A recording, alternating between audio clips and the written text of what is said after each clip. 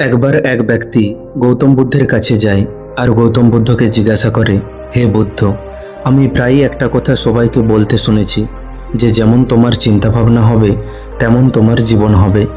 তাই আমি আপনার কাছে জানতে চাই যে চিন্তাভাবনা আমাদের জীবনের সাথে ঠিক কিভাবে জুড়ে আছে, আর আমাদের চিন্তাভাবনা আমাদের জীবনকে ঠিক কতটা প্রভাবিত করে। বুদ্ধ তখন বলেন, এই কথাটা সত্য যে যেমন তুমি ভাববে ধীরে ধীরে তুমি তেমনই হয়ে উঠবে। আমরা যেমন চিন্তাধারা রাখব আমরা ধীরে ধীরে তেমনই হয়ে উঠব। চিন্তাধারাই মানুষের চরিত্র নির্মাণ করে। যদি চিন্তাধারা উন্নত হয় তাহলে চরিত্রও পবিত্র হবে, আর চিন্তাধারা দূষিত হলে চরিত্রও খারাপ হবে। যদি তুমি ভালো করে লক্ষ্য করো তাহলে তুমি দেখতে পাবে যে তোমার জীবনের প্রতিটি দিক তোমার কোনো না কোনো চিন্তাভাবনার সাথে জুড়ে আছে। আজ তুমি জীবনের যেই জায়গায় দাঁড়িয়ে আছো তার জন্য দায়ী তোমার চিন্তাধারা। চিন্তাধারা ভালো হলে জীবন ভালো, আর চিন্তাধারা খারাপ হলে তা আমাদের জীবনকেও দূষিত করে তুলবে। আমাদের চিন্তাধারা যেমন হবে আমাদের চরিত্রও তেমন হবে। ঠিক যেমন ভালো বীজ ছাড়া ভালো চারাগাছ হতে পারে না, তেমনি ভালো চিন্তাধারা আর ভালো চরিত্র ছাড়া কোনো মানুষ সফল হতে পারে না। কারণ যদি তার চিন্তাধারা নেগেটিভ প্রকৃতির হয় তাহলে সে ভুল রাস্তায় চলতে শুরু করবে। একইভাবে আমরাও নিজেদের জীবনে আমাদের চিন্তাধারা ও কর্মের মাধ্যমে বিভিন্ন বীজ বপন করি, আর সেই বীজের ফল হয় আমাদের সুখ দেয় আর না হয় দুঃখ দেয়। যদি আমরা ইতিবাচক বা পজিটিভ বীজ বুনে থাকি তাহলে তা আমাদের সফলতা আর খুশি দেবে, আর যদি আমরা নেতিবাচক বা নেগেটিভ বীজ বুনে থাকি তা আমাদের ব্যর্থতা আর দুঃখ দেবে। তুমি যাদের মহান ও সফল মনে করো তারা এমনি এমনি সফল হয়নি। তারা নিজের চিন্তাধারাকে নিয়ন্ত্রণ করে নিজের চরিত্রকে এমনভাবে গড়ে তুলেছে যার উপর ভর করে আজ তারা সফলতার শিখরে পৌঁছেছে। তোমার ভিতরে যেমন চিন্তাভাবনা থাকবে তুমি বাইরে সেই রকমই ব্যবহার পাবে। যদি তোমার মধ্যে রাগ, হিংসা, ঘৃণা থাকে তাহলে বাইরে তুমি এরকমই মানুষ পাবে। তারা তোমার সাথে এই সবই করবে। কিন্তু তোমার মধ্যে যদি শান্তি, করুণা, ভালোবাসা থাকে তাহলে তুমি বাইরেও এই সবই পাবে। আর এরকম চিন্তাধারা রাখা মানুষ সম্মান আর ভালোবাসা দুটোই পেয়ে থাকে। আসলে আমরা নিজেরাই আমাদের জীবনের নির্মাণ করে থাকি। আমরা তাকে সাজাতেও পারি আবার ভেঙে দিতেও পারি। মানুষ তার চিন্তাভাবনা ও কর্মের দ্বারাই তার চরিত্র ও ভাগ্য তৈরি করে। ব্যক্তিটি তখন বলে, কিন্তু বুদ্ধ, আমি কিভাবে আমার চিন্তাধারার মাধ্যমে নিজেকে আরও উন্নত করতে পারবো? বুদ্ধ তখন বলেন, যদি তুমি নিজেকে শ্রেষ্ঠ বানাতে চাও তাহলে তোমাকে তোমার ভিতরে চলা চিন্তাভাবনার ওপর লক্ষ্য রাখতে হবে। তোমাকে মনোযোগ সহকারে দেখতে হবে সারাদিনে তোমার মধ্যে কি কি চিন্তাভাবনা আসছে, তুমি কি কি ভাবছো। এমন নয় তো যে সারাদিন তুমি অন্যের খারাপ চাইছো, অন্যের ক্ষতি চাইছো, অপরের প্রতি হিংসা করছো। তোমাকে শুধু এটা বুঝতে হবে যে তুমি ভালোর দিকে যাচ্ছ না খারাপের দিকে। যখন তুমি এটা ভালো করে বুঝতে পারবে যে তোমার মাথায় ভালো চিন্তাভাবনা চলে না খারাপ, তখনই তুমি তোমার চিন্তাভাবনাকে পজিটিভ করার জন্য কোনো সঠিক পদক্ষেপ নিতে পারবে। তোমার ভিতরে এত খাজানা রয়েছে যা কোনো দিন শেষ হবে না। তুমি জানো না তুমি কি কি করতে পারো। তোমার মধ্যে কত অদ্ভুত শক্তি রয়েছে। তুমি অনেক যোদ্ধা, অনেক মহান মানুষের সম্বন্ধে নিশ্চয়ই শুনেছ। তাদের মধ্যে কিছু না কিছু তো এমন জিনিস ছিল যার জন্য তাদের সম্বন্ধে লেখা হয়েছে, বলা হয়েছে। যদি ভালো করে ভেবে দেখো তাহলে বুঝতে পারবে তারা তাদের ভিতরের সেই খাজানাকে চিনে নিয়েছিল। তারপর তারা রোজ সেটার উপর অভ্যাস করেছিল। তারা একটু একটু করে নিজেকে আরও ভালো তৈরি করেছে, মানুষের ভালো করেছে। সেই জন্য আজ তারা মহান ও অমর হয়ে মানুষের মধ্যে রয়ে গেছে। তুমিও যদি জীবনে সফল ও মহান ব্যক্তি হতে চাও তাহলে তোমাকে তোমার চিন্তাভাবনার উপর ধ্যান দিতে হবে। আর চিন্তাভাবনার উপর ধ্যান দেওয়ার সবচেয়ে সহজ ও সঠিক পদ্ধতি হলো মেডিটেশন। তারপর বুদ্ধ বলেন, আমাদের মাথা একটি বাগানের মতো। যেমন একটি বাগানকে পরিষ্কার পরিচ্ছন্ন ও সুন্দর রাখার জন্য রোজ আমরা তার দেখাশোনা করি, সময়ে সময়ে আগাছা পরিষ্কার করি, জল দিই, ঠিক তেমনি আমাদের মাথাকে পজিটিভ আর সুন্দর রাখতে হলে রোজ এর দেখাশোনা করতে হবে। নেগেটিভ চিন্তাভাবনাকে আগাছার মতো তুলে বাইরে ফেলে দিতে হবে, আর পজিটিভ চিন্তাভাবনার জন্ম দিতে হবে। এর জন্য আমাদের রাগ, হিংসা, ঘৃণা, ভয় এই সব ভাবনা থেকে নিজেকে দূরে রাখতে হবে। মানুষের চিন্তাভাবনা অনেকটা নির্ভর করে তার আশেপাশের পরিবেশ ও পরিস্থিতির ওপর। কিন্তু পরিবেশ যদি খারাপও হয়, তাহলে আমাদের নিজেদেরকেই আমাদের চিন্তাভাবনার উপর ধ্যান দিয়ে তা বদলাতে হবে। আর যখনই আমাদের চিন্তাধারা বদলে যাবে, তখনই আমাদের চরিত্র ও কাজ করার পদ্ধতি নিজে থেকেই বদলে যাবে।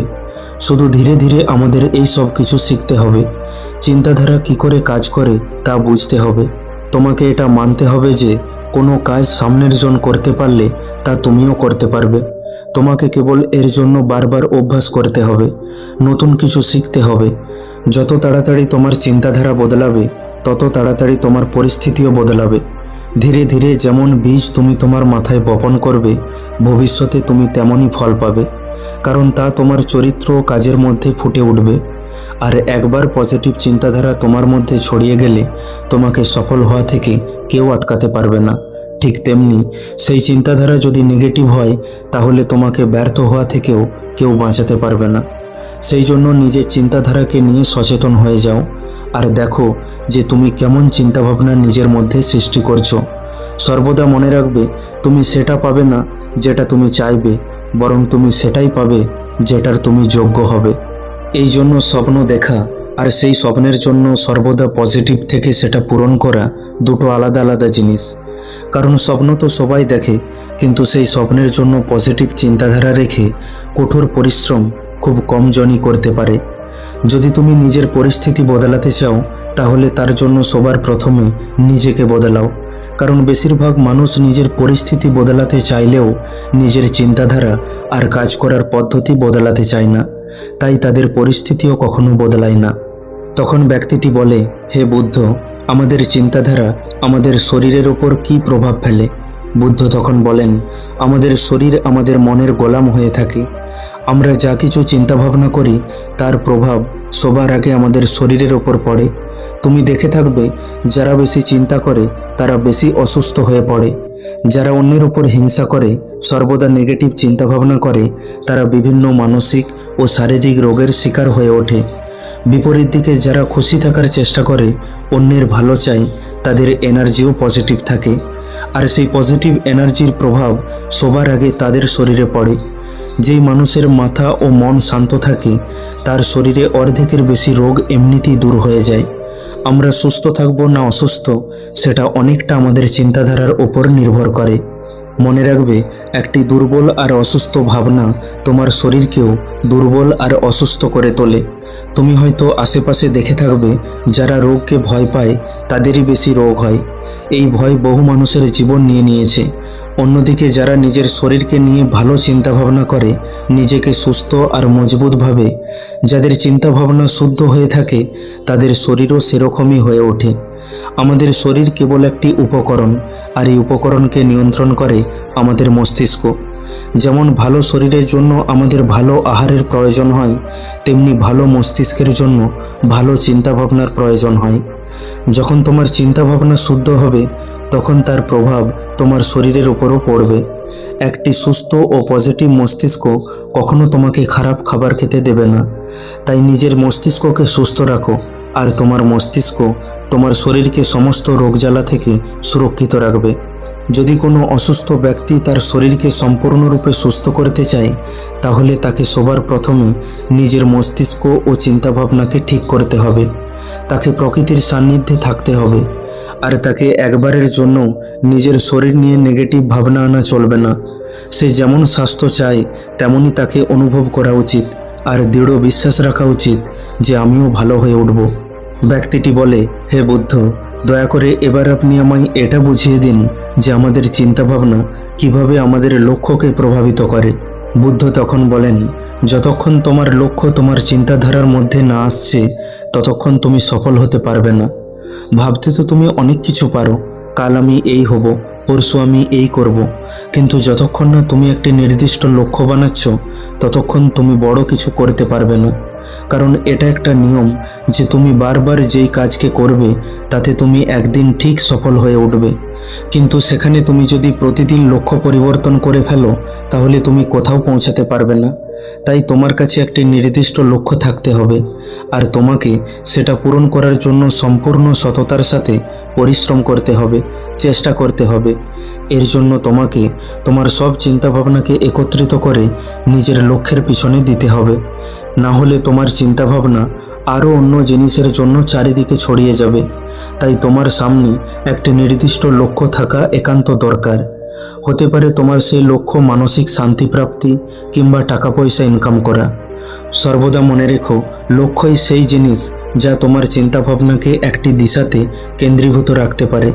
তারপরও যদি তুমি তোমার লক্ষ্যকে অর্জন করতে বারবার ব্যর্থ হচ্ছ, তার মানে এই নয় যে তুমি সেটা অর্জন করতে পারবে না, বরং তার মানে তোমার লক্ষ্য অর্জনের পদ্ধতিটি ভুল ছিল। তাই তোমার লক্ষ্যকে বদলানোর কোনো প্রয়োজন নেই, বরং তোমার চিন্তাভাবনা ও কাজ করার পদ্ধতি বদলানোর প্রয়োজন আছে। যদি তুমি এরকম করো তাহলে আস্তে আস্তে শিখে তুমি তোমার লক্ষ্য পর্যন্ত ঠিকই পৌঁছে যাবে।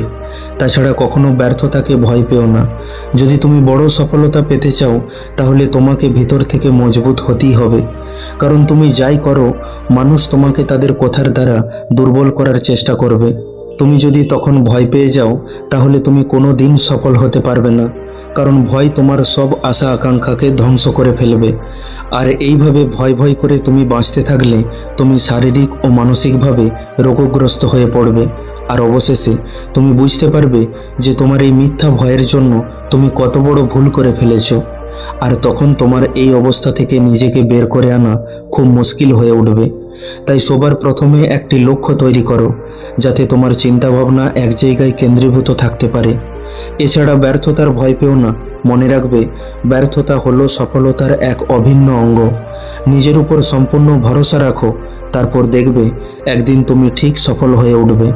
তারপর ব্যক্তিটি বলে, হে বুদ্ধ, চিন্তাভাবনার সাথে মনের শান্তির কি সম্পর্ক? তখন বুদ্ধ বলেন, মনের শান্তি এমন একটি খাজানা যেটা পৃথিবীর 1% মানুষের কাছেও নেই। আর যার কাছে এই খাজানা আছে সে এই দুনিয়ার সবচেয়ে ভাগ্যশালী মানুষ। এমন মানুষকে ভিড়ের মধ্যেও আলাদা দেখায়। এটা শুনতে যতটা সহজ মনে হচ্ছে, আসলে কিন্তু এতটা সহজ নয়। দীর্ঘ সময় পর্যন্ত মনের শান্তি কেবল আত্মনিয়ন্ত্রণের দ্বারাই পাওয়া সম্ভব। তারপর ব্যক্তিটি বলে, হে বুদ্ধ, চিন্তাভাবনার সাথে মনের শান্তির কি সম্পর্ক? তখন বুদ্ধ বলেন, মনের শান্তি এমন একটি খাজানা যেটা পৃথিবীর 1% মানুষের কাছেও নেই। আর যার কাছে এই খাজানা আছে সেই দুনিয়ার সবচেয়ে ভাগ্যশালী মানুষ। এমন মানুষকে ভিড়ের মধ্যেও আলাদা দেখায়।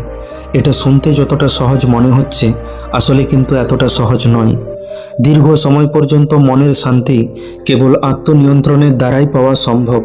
যে মানুষ নিজেকে আর এই দুনিয়াকে বুঝে নিতে পারবে, মোহ আর প্রেমের অন্তরকে বুঝে নিতে পারবে, তার ভিতর থেকে ভয়, হিংসা আর ঘৃণা চিরতরে দূর হয়ে যাবে।